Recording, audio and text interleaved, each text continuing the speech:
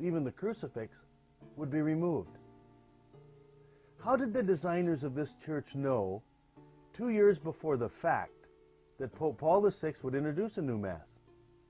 How could they possibly know such a thing when the new Mass was being rejected by the world's bishops, even as the church was being completed?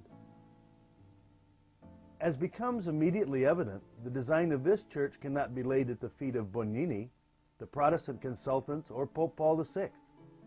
But that does not mean that the real architects of the new Mass and the architects behind the design of this church are not one and the same.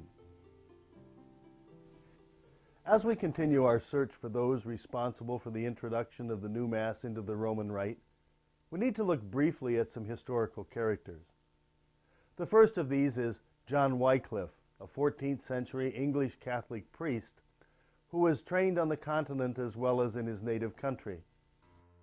Wycliffe was the first of his age to propose that the Bible alone was the sufficient rule of faith.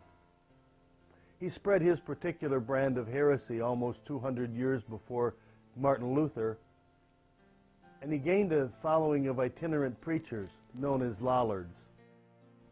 Wycliffe was the first to translate the Bible into English, and Protestant historians refer to him as the morning star of the Reformation. In the end, he denied his own priesthood, the whole of the Catholic faith, and in particular the real presence of Christ in the Holy Eucharist. We focus on him briefly because he was the harbinger of the Protestant revolt. Jan Hus lived in the 15th century, followed Wycliffe along the same path of sola scriptura, but retained his belief in the Holy Eucharist and the sacramental system. Like Wycliffe, Hus espoused translations of the Bible in the common language of the people. Hus also insisted that Holy Communion should be received by everyone under both species, the host and the cup, the body and the blood of Christ, who was ultimately burned at the stake for his heresy. The next fellow who becomes a part of this is this man, Johann Gutenberg. He is part of this because he invented movable type printing. His most notable work, a 42-line-a-page Bible. And if that seems a minor task, or that it wasn't important, consider this. The project was begun in 1452 and completed by 1455. Working a normal workday, which at the time was 12 hours, it took 2 craftsmen more than 37 workdays just to prepare the initial type. At this rate, more than 3 years were needed to complete just 200 copies of Gutenberg's Bible. The next 2 characters we will consider together, Girolamo Savonarola, a Spanish Dominican friar, and Rodrigo Borgia, whose mother was the sister of Alfonso Borgia, Pope Calixtus III. Rodrigo was made a cardinal at the age of 25 by his uncle, and was elected Pope Alexander VI at age 61, after having fathered at least 4 illegitimate children. The reason we look at these 2 men at all is this statement, made publicly by Savonarola, against the worldliness, excesses, and humanism that had grown among churchmen in his time, and especially Pope Alexander VI. In these days, prelates and preachers are chained to the earth by the love of earthly things. The care of souls is no longer their concern. They are content with the receipt of revenue. The preachers preach to please princes and to be praised by them. They have done worse. They have not only destroyed the church of God, they have built up a new church about their own pattern. Go to Rome and see. Dost thou not know what I tell thee? What doest thou, O Lord? Arise and come to deliver thy church from the hands of devils, from the hands of tyrants, from the hands of iniquitous prelates. Like Huss, Savonarola was burned at the stake. In our exploration for those who are responsible for the introduction of the new Mass, why have we turned to Wycliffe, Huss, and Gutenberg? Well, it is because of a single word, participation. It is a word that we are going to hear a lot of as we continue along this path. Wycliffe and Huss claimed it was lacking in their day. And in an important way, Gutenberg, through his printing press, made it possible.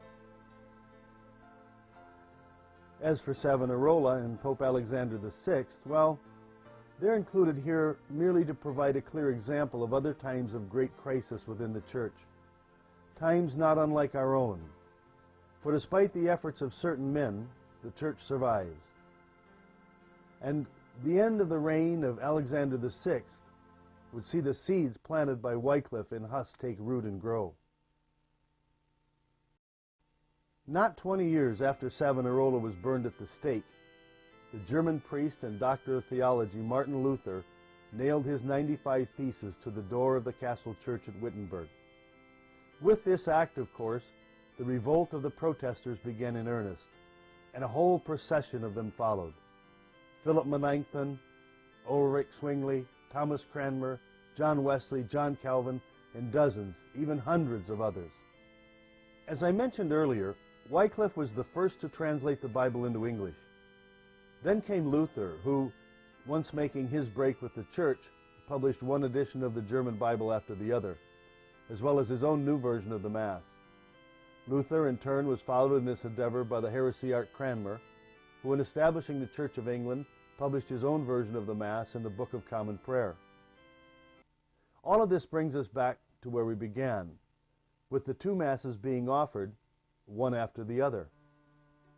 The first distinction to be made is the direction the priest is facing.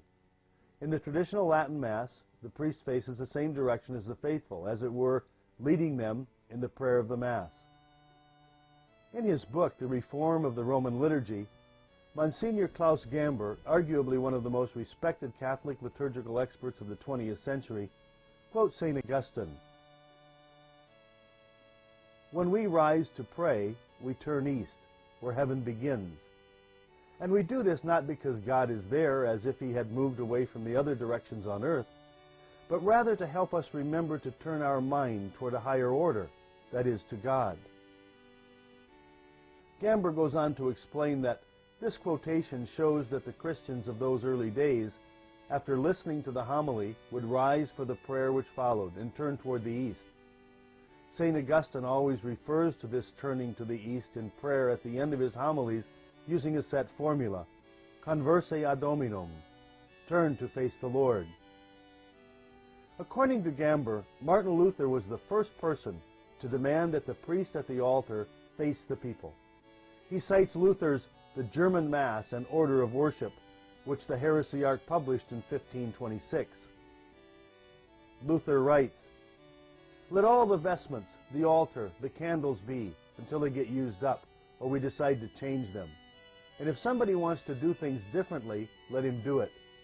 But for the real Mass among true Christians, the altar should not remain in its current form, and the priest should always face the people."